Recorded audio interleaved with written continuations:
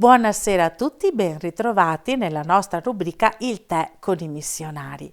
Siamo dentro questa Quaresima che ci ha aiutato a riflettere sul tema chi è il mio prossimo e ci siamo lasciati ispirare dalla figura di Gesù, nostro Maestro, che ci accompagna proprio con la sua testimonianza.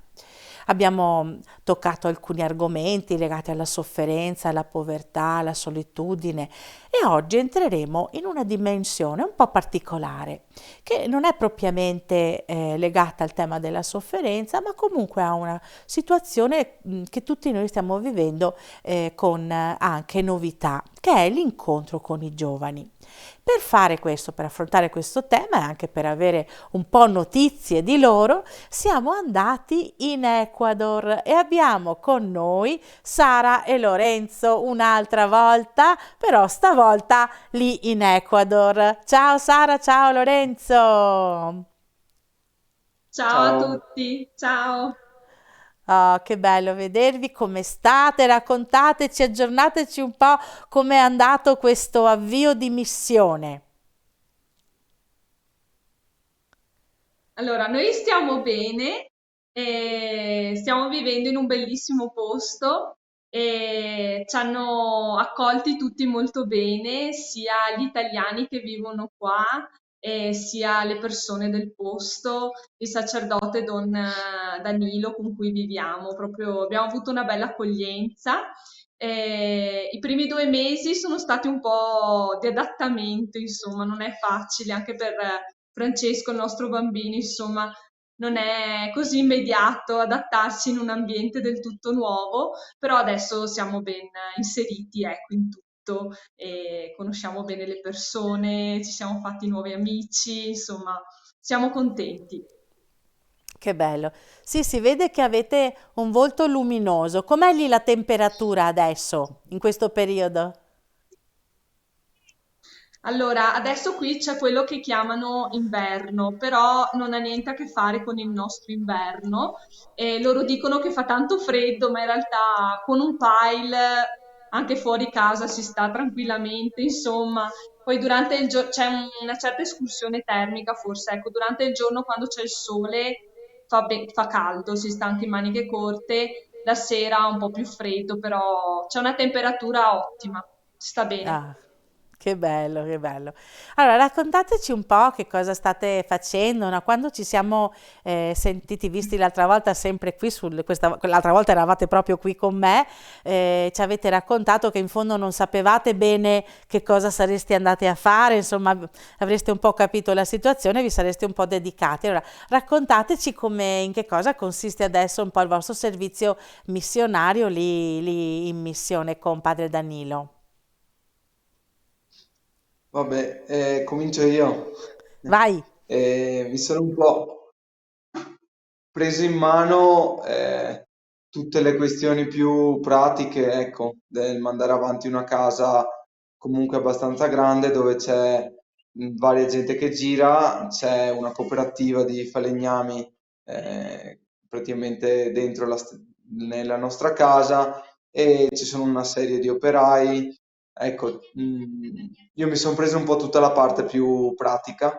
In questi mesi, soprattutto da quando sono arrivato, siamo andati avanti con gli operai nella costruzione di Manu, che è appunto questa casa di riposo che stiamo costruendo qui vicino. E da adesso che è finito un lavoro grosso che abbiamo fatto questa settimana, comincerò ad andare per le case della gente a sistemare le case o a fare le case con gli operai. Giusto oggi, domani cominciamo una casa di una signora su in un posto a un'oretta da qui, ecco, un po' distante e impegnativo. E ecco, questa è un po' la mia giornata tipo. Poi in mezzo a questa giornata ci sono tante altre cose. Voglio dire, Allora, io invece mi occupo più della casa, proprio nei suoi aspetti più pratici, ecco, dalle pulizie a far da mangiare, così.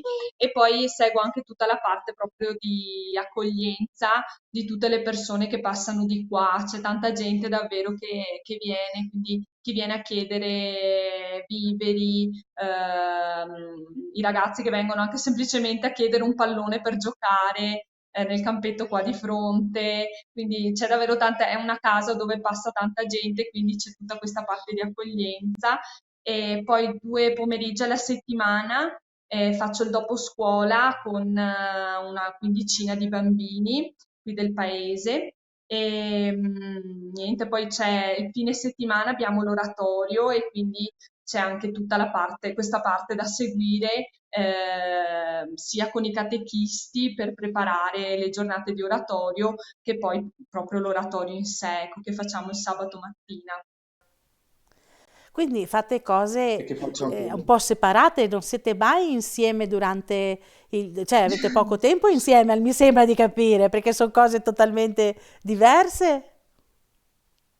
Allora, in realtà, quando può Lorenzo partecipa al dopo scuola ed è bello, importante che lui ci sia perché comunque è bello, soprattutto magari per i maschietti, avere anche una figura maschile, ecco. E anche quando facciamo le preparazioni dei catechisti per l'oratorio e anche durante l'oratorio c'è anche Lorenzo. Sono cose che fa anche lui, insomma, queste. Ma non facciamo lo stesso oratorio. No. No. Io sono qui a Tenta mentre Sara va in una comunità non tanto distante, ma insomma, va fuori. E allora com'è un po' la realtà, il contatto con i ragazzini? Come li vedete? Come sono questi ragazzi? Voi siete passati da Santa Giustina e siete arrivati lì, beh, anche altre esperienze avete fatto. Allora, cosa avete osservato in questo primo momento?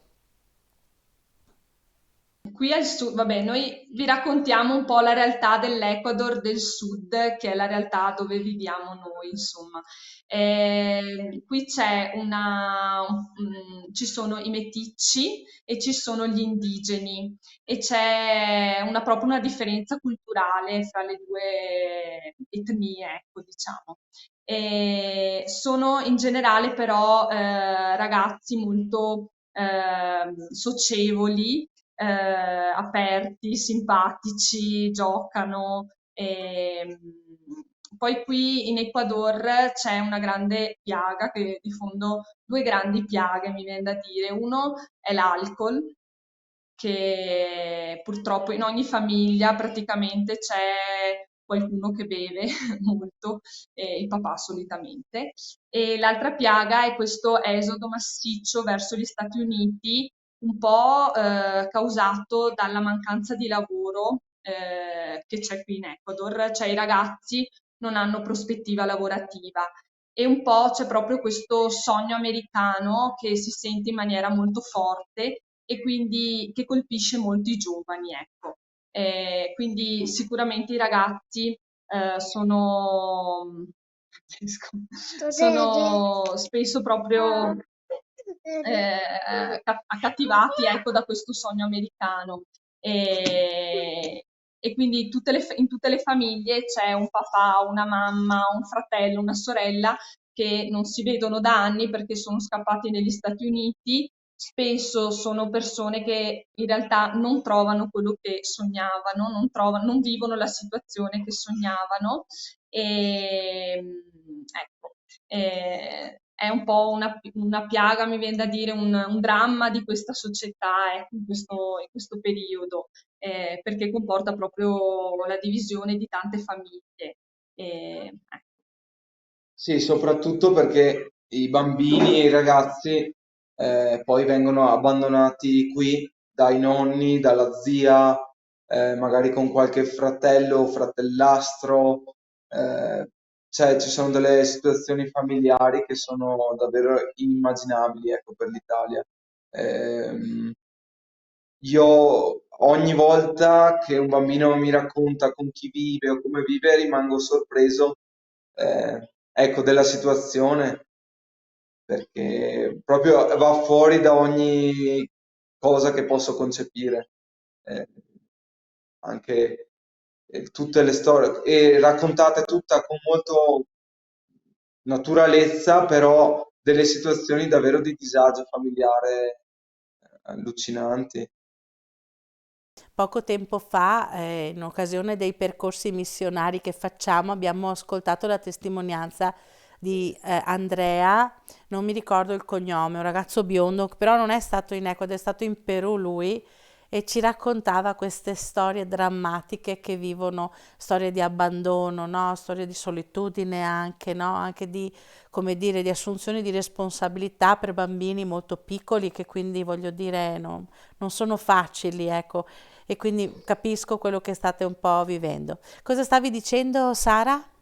Che tutto il lavoro che si fa anche qui con il doposcuola, con l'oratorio, è proprio un modo per tenere vicini i bambini e i ragazzi in un ambiente sano e trasmettere dei valori belli, magari mostrare un altro modo di essere famiglia, cercare di far nascere una bella amicizia, anche semplicemente offrire una merenda sana perché non c'è nessuna educazione alimentare, ecco un bel modo anche di sì, giocare assieme, tenere le cose in ordine, penso anche quando facciamo i compiti, rispettare un po' il silenzio e rispettare gli altri i compagni.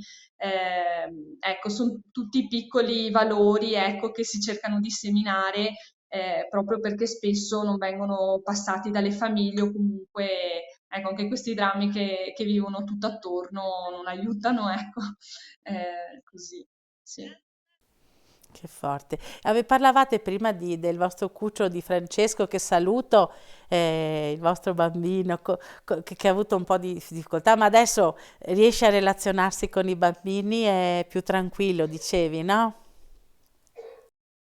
Allora, un po' il problema è stato che qui non esiste l'asilo, cioè nel paese dove siamo non c'è l'asilo. Lui ormai ha 2 anni e mezzo e tutti i bambini della sua età solitamente stanno sulle spalle della mamma. Fino ai 2 anni vivono nella manta sulle spalle della mamma. E quindi io pensavo di arrivare che ci fossero un sacco di bambini della sua età che giravano qui in casa, invece non è stato così, insomma. Ci sono tanti bambini più grandi di lui che girano, perché poi dai 5 anni in poi sono tutti per strada, però piccoli no, tendono proprio a stare in braccio della mamma sempre praticamente. Però adesso no, molto meglio, abbiamo iniziato anche a conoscere delle famiglie qua vicine, quindi qualche volta viene qui un bambino che abita proprio qua vicino e si trovano molto bene e quindi abbiamo sì, cercato proprio delle possibilità per lui, ecco, per relazionarsi con altri bambini della sua età. E quindi no, va Certo. bene, mi piace un sacco giocare con i bambini qua, sì, sì, sì. No, no, Che bene, molto bello. meglio. È che appunto all'inizio arrivi in un posto che non conosci e quindi devi un Eh. attimo avere il tempo anche per capire la realtà e come fare, ecco. Così. Bene, quindi mi sembra di capire che siete contenti della scelta che avete fatto di partire, no? Fino in fondo. Sì, penso sia proprio un'occasione, ecco, che ci siamo dati, penso. Sì, sì, no, siamo contenti. E poi Che bello. comunque è una cosa che auguro un po' a tutti, nel senso che andare in un altro paese ti apre proprio gli occhi e ti fa vedere le cose, il mondo da un'altra prospettiva, anche semplicemente vedere l'immigrazione stando dall'altra parte, cioè dalla parte di chi fugge dal proprio paese apre gli occhi, insomma. Ecco. Com'è la situazione adesso in Ecuador? Poco tempo fa abbiamo sentito che insomma, che c'era un po' di instabilità politica. Voi come la vivete dal vostro punto di vista, diciamo, come l'avete un po' vissuta questa esperienza? Allora, qui al sud è sempre stato tutto tranquillo. Hanno chiuso le scuole un paio di settimane, però di fatto noi non abbiamo visto niente di diverso dal solito. Al nord, soprattutto ecco, a Quito e poi anche nella costa, c'è stato qualche situazione un po' più di difficoltà, ecco. Soprattutto i nostri amici italiani che vivono a Quito hanno detto che i primi 2 giorni c'è stato come un panico generale, ma non scatenato tanto da situazioni di violenza vissute, quanto proprio da tutte queste notizie che hanno un po' scatenato il panico, ecco. Però in realtà in generale in tutte le missioni non c'è stato, sì, non abbiamo vissuto situazioni di pericolo o di maggior violenza, assolutamente. Penso sia proprio, cioè sicuramente l'Ecuador sta vivendo un momento difficile, sicuramente è aumentata molto la violenza, sicuramente c'è tanta droga negli ultimi anni che sta circolando e ecco, c'è situazioni di mafia, però penso che siano realtà che noi non vediamo, ecco, tramacci che sono un po' nascosti e che ai nostri occhi non li vediamo, ecco. E anche che comunque non gli interessa a tutte queste organizzazioni, non interessa la povera gente campesina che lavora eh, del, del lavoro dei campi, ecco.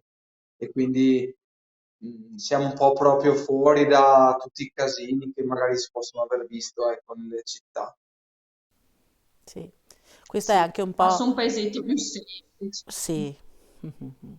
Sì, sì, è un po' una fortuna per certi versi perché effettivamente così almeno sono fuori, però non è uno scenario come dire, di prospettiva anche per la gente perché comunque questo crea comunque una staticità delle situazioni, non crea evoluzione, non crea sviluppo, anche questo è vero, no? Che è proprio tipico delle situazioni di conflitto interno per qualche verso, no?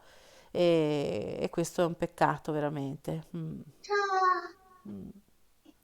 Eh sì, infatti hanno detto anche che tipo quest'anno il turismo è molto in crisi, insomma, sicuramente sì. Non è un Ma periodo facile per l'Ecuador. sì, sì, sì. Ma voi siete in una zona più amazzonica o no? Mi pare di no, mi sembra, giusto? No, noi viviamo a quasi 3000 metri, quindi diciamo che siamo in una zona di montagna, però essendo che siamo quasi sulla linea dell'equatore, fa abbastanza caldo, c'è una vegetazione molto più rigogliosa rispetto a quella che possiamo trovare a queste alture in Italia. E sì, c'è tantissima frutta, coltivazioni, verdura. È una natura molto forte, ecco, molto Sì, rigogliosa, ecco. sì, che Sì. bello. Questo è buono. Mhm. Poi noi ci siamo anche sentiti per la possibilità di un sostegno di qualche progetto che state portando avanti. Raccontateci un po' di queste cose, così anche chi ci ascolta sa come poter anche aiutarvi, perché è una cosa bella anche questa, insomma. Ecco, sì, da quando sono arrivato appunto fino da adesso, da quando siamo arrivati, io sono stato abbastanza impegnato anche con questo progetto di Manu, che è appunto una casa di riposo che stiamo facendo per i poveri vecchietti che sono lasciati da soli, magari vivono in una comunità un po' dispersa, magari vivono in una casa un po' dispersa, che si raggiunge solo a piedi con un sentiero che quando piove il vecchietto non ce la fa a fare perché cammina solo col bastone. Quindi ecco, dall'idea di una ragazza, una signora equatoriana che fa parte dell'operazione Mato Grosso, è nata l'idea proprio di riunire questi vecchietti in un'unica casa che possa essere appunto un posto più accogliente, più ecco, dove tutti i giorni si possano aiutare da quello più autonomo a quello meno autonomo. E quindi ecco, è partito questo progetto, è stato cercato un posto, è stata cercata una nuova parrocchia dove c'è un altro padre molto buono che ci sta aiutando, ci appoggia e ecco, adesso siamo arrivati a fare il secondo solaio, quindi abbiamo finito questo lavoro grosso che ci ha occupato questa settimana, che qui si fa tutto molto a mano quindi ecco, anche un lavoro che magari in Italia in un paio d'ore i muratori fanno, qui ci abbiamo messo a mano un giorno e una notte, quindi in 50, quindi ecco, tutta un'altra dimensione rispetto all'Italia, però è stato molto bello anche per la comunità che sono venuti a aiutare, è stato bello perché gli operai sono venuti in forma gratuita a aiutare, i cooperativisti, tutte le cooperative della zona, dei falegnami sono venuti in forma gratuita ad aiutare. Ecco, quindi è una cosa che coinvolge molte persone, anche qui, coinvolge dai ragazzi più giovani con cui andiamo a fare dei campi di lavoro. Ecco, ad esempio gli operai o i cooperativisti, quando ci sono questi lavori grossi, si coinvolgono e vengono in forma gratuita. E, è una roba bella, insomma, perché comunque sono nati qui e non hanno le possibilità di sicuro che abbiamo noi. Quindi la vedo davvero una cosa bella che anche loro ci mettano del loro per aiutare chi sta ancora peggio. Ecco. E quindi adesso c'è un altro ragazzo di Treviso che vive lì a Manù, che è arrivato da un mesetto, Andrea di Francenigo, e che segue un po' più che il cantiere, segue proprio le persone che girano attorno al cantiere, organizza i campi con i ragazzi, il lavoro volontario, ecco, tutte queste cose fanno un po' capo a lui, come prendersi a cuore, ecco, il progetto non solo nella parte pratica, ma proprio nel far vivere qualcosa ai ragazzi qui. Mhm. Avevo sentito di questo ragazzo che stava partendo proprio nei giorni che erano scoppiati gli eventi lì, perché ne parlavo con Don Fabrizio, il parroco di Francenigo, che diceva che insomma lo aveva aggiornato, ma non avevo immaginato che venisse proprio lì da voi, insomma, ma non vive con voi, vive vicino da qualche parte? No, lui vive a Manù, il parroco ha prestato la canonica, vive lì con qualche operaio, con qualche ragazzo, però Manù da qui dista più o meno un'ora e mezza di carro, quindi non è proprio vicino. Diciamo che però per le distanze del Sud America un'ora e mezza è vicino, cioè sei proprio attaccato, Che bello. proprio confinanti. Guarda, prima hai detto una cosa, Lorenzo, ci torno perché è bella. Hai parlato di un'equadoregna che è anche lei dell'Operazione Matto Grosso. No, perché noi abbiamo l'idea che l'Operazione Matto Grosso sia solo qui, ma in realtà raccoglie, come dire, sensibilità ovunque in tutto il mondo, no? Sì, credo che sia la cosa bella, ecco, che anche arrivando giù in Sud America e anche con le situazioni di qui si riescano a coinvolgere di cuore proprio le persone e alcuni ragazzi e ragazze si innamorino di questa vita regalata ai più poveri, eh, nonostante ecco, magari escano da situazioni familiari che abbiamo raccontato prima. Eh,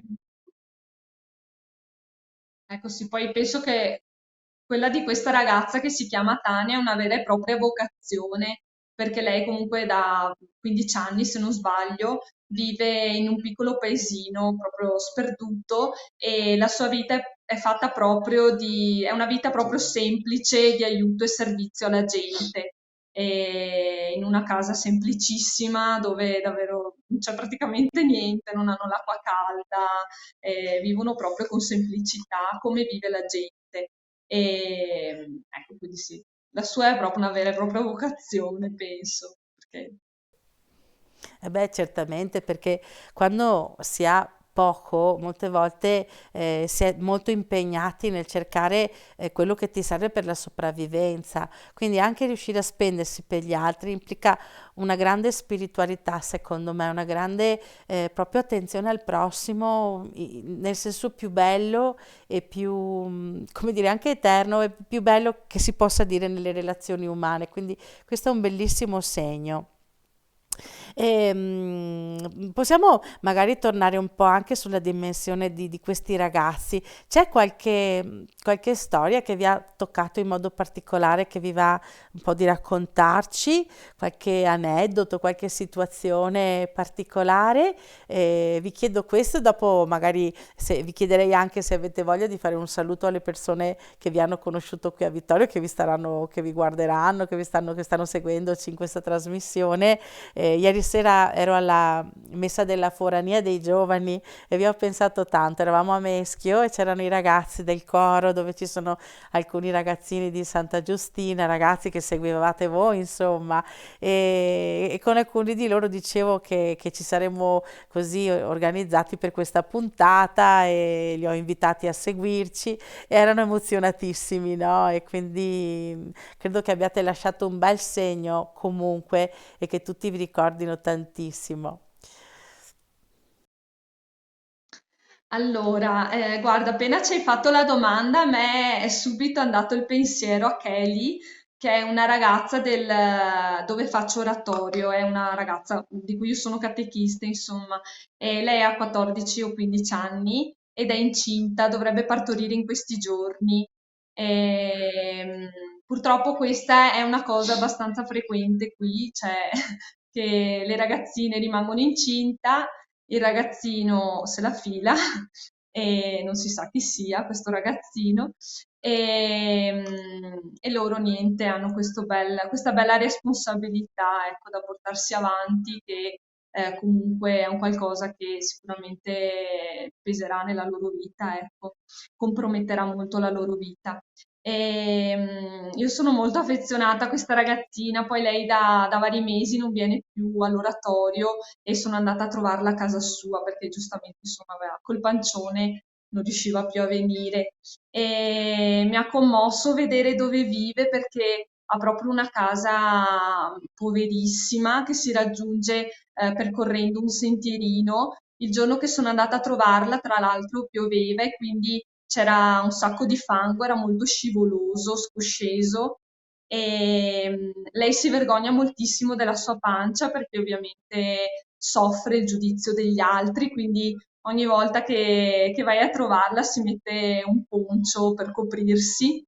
E ecco, l'ho immaginata perché lei dovrà andare a Saraguro, che è una città qui vicina a partorire, dove c'è un ospedale in realtà molto semplice, non ne parlano molto bene a dir la verità, però questa è la possibilità che avrà e me la sono immaginata proprio con le doglie mentre inizia a partorire, a percorrere questo sentierino per raggiungere la strada più vicina e andare in macchina aspettare un passaggio, insomma, di qualcuno per raggiungere l'ospedale. E tutto questo a 15 anni, è una casa dove non c'è niente, quindi mi sono immaginata anche questa povera creatura che ha pochi giorni di vita si troverà in una casa dove non c'è niente e tra l'altro lei non vive neanche con i genitori perché il papà l'ha abbandonata, la mamma lo stesso e quindi lei vive con i nonni e una zia. E quindi ecco, ho pensato anche a questo, no? A quanto io ho parlato con lei, mi ha detto insomma tutte le sue paure per questo momento che sta vivendo e non c'è neanche la mamma ad accompagnarla, insomma, quindi io proprio la porto nel cuore perché sta vivendo qualcosa di proprio difficile per l'età che ha. Tu Lorenzo, che storia hai da raccontarci nel tuo campo più edile, edilizio? Dai, così permettiamo a Sara di recuperare perché è forte quello che ci stai raccontando. Sono vite intense, non è facile, ecco, stare vicino a queste persone. Grazie Sara, sai. Grazie. Dici Lorenzo, tu, dai, un evento significativo, bello, che hai, o strano, particolare. Bah, uff.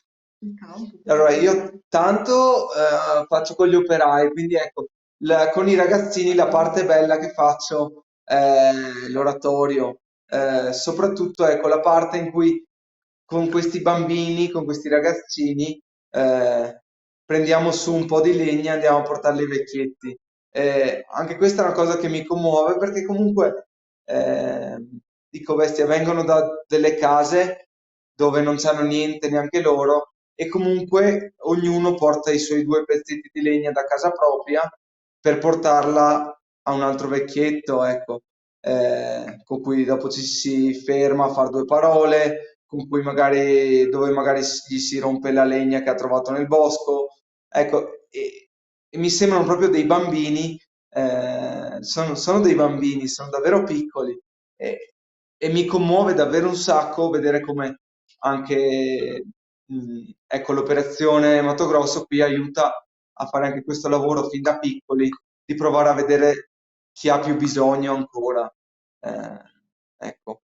Eh, Poi ci sono, ecco, a Natale abbiamo fatto un bel campo, invece un campo di lavoro come si fa in Italia, con dei ragazzi più grandi, diciamo dai 15 anni in su, ehm, sotto il diluvio universale non ha smesso di piovere per 4 giorni e siamo andati appunto a fare i lavori della gente, ad aiutare a fare quello che potevamo, nel senso non ci sono dei lavori prestabiliti, non c'erano case da costruire, ma proprio l'aiuto semplice a sgranare il mais, a rifare le canalette dei fossi, a diserbare, togliere l'erba dal mais, ecco proprio i lavori proprio semplici e umili per aiutare, ecco, chi non ce la fa. E tutto questo sotto un diluvio universale e comunque con l'entusiasmo alto, perché comunque dai, è stato un bel campo, sono stati 4 giorni belli a Natale,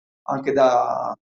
hanno fatto vivere ai ragazzi in un periodo di vacanze dove starebbero a casa a lavorare con i genitori, hanno fatto vivere invece un'esperienza bella, un qualcosa che vada al di fuori della vita di tutti i giorni.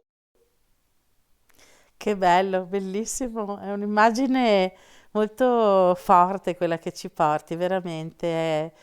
E grazie per la vostra testimonianza, è molto commovente ascoltarvi e, e sentire come vibrate in questa situazione di incontro di altra gente. Grazie ancora di esservi prestati a vero. Un messaggio finale, siamo in chiusura, un messaggio che volete lasciare così alle persone che ci stanno seguendo in questa Quaresima, insomma, in preparazione a questa Pasqua che sta arrivando, insomma, anche un po' come la state vivendo voi, se volete, un pochettino, ma di là che è tutta una Quaresima lì, credo, tutti i giorni, no? Allora, non so se è azzeccato, comunque una cosa che mi colpisce tanto di questi paesi, ecco, di questi posti qui in Ecuador, è che c'è un fortissimo senso di comunità e anche per tutto quello che riguarda la Chiesa, insomma, c'è un forte senso di comunità e quindi tutti sono chiamati a fare il loro pezzettino. L'avevo scritto anche in una lettera che avevo mandato a Don Massimo, insomma. E c'è chi si occupa dei fiori, c'è chi si occupa della catechesi, chi segue i canti, insomma, proprio tutti sono chiamati a fare il loro pezzettino ed è un po' quello che auguro anche per le nostre parrocchie, ecco, in Italia, proprio di sentirci tutti un po' chiamati a fare il nostro pezzettino. E è bella, ecco, questa cosa qua, è proprio bella. Sì. È bellissima. Lorenzo, tu cosa ci dici? Dai, al volo un saluto finale, dai, dai, dai. Ma io non sono capace con i saluti Lo so, finali. tu dici sempre fa lei, fai tu, fai tu. Anche mio marito fa sempre così, non ti preoccupare. Mi dice sempre, cosa devo dire? Dici tu che sei più brava. Dai un saluto ai ragazzi che vi vogliono un sacco di bene qua. Sì, salutiamo, vabbè, tutti i nostri ragazzi anche del gruppo della parrocchia, ecco, che Eh, noi abbiamo lasciato lì in buone mani, e anche tutti i ragazzi del gruppo. E credo che comunque, anche vedendo questi mesi qui, ci sia tanta gente dall'Italia che ci vuole bene e che, ecco, è sempre pronta a rispondere anche alle chiamate un po' urgenti, di bisogni qui. Bene, Ecco, sai, quindi sono grazie. contenta. Anche da parte nostra è reciproco perché voi state facendo veramente una cosa che è bella, che fa bene, che scalda il cuore a tutti, quindi grazie veramente di cuore. Grazie anche per esservi prestati a questa nuova intervista. Non vi stresserò mai più finché non tornate, ve lo prometto, va bene? No, Federico qua dietro mi dice no, sono troppo simpatici, gli piacete troppo, capisci? No, ma era importante, parlavamo anche con Ludovica e con dell'operazione Matto Grosso, no? È importante anche alle volte raccontare, non lo facciamo con l'idea di far vedere cosa facciamo, ma semplicemente proprio con l'idea cristiana di condividere una cosa che in fondo stiamo facendo un po' insieme. Voi siete lì, noi siamo qui e quindi è un lavoro che facciamo di insieme, no? Per una cosa bella che riguarda tutti, quindi è solo questo l'intento, ecco. E quindi grazie ancora, buona continuazione di servizio missionario, chissà mai che verrò a trovarvi, magari mi capita di passare di là e vengo a bervi un tè a casa vostra, va bene? Bene. Certo. Ok. Volentieri. Ok, fatta allora. Grazie di cuore ragazzi. Facciamo il brindisi col nostro tè. Grazie di cuore e buona continuazione. Ciao ragazzi, ciao. Ciao, Ciao, ciao Maria Grazia, grazie. grazie. Ciao, ciao.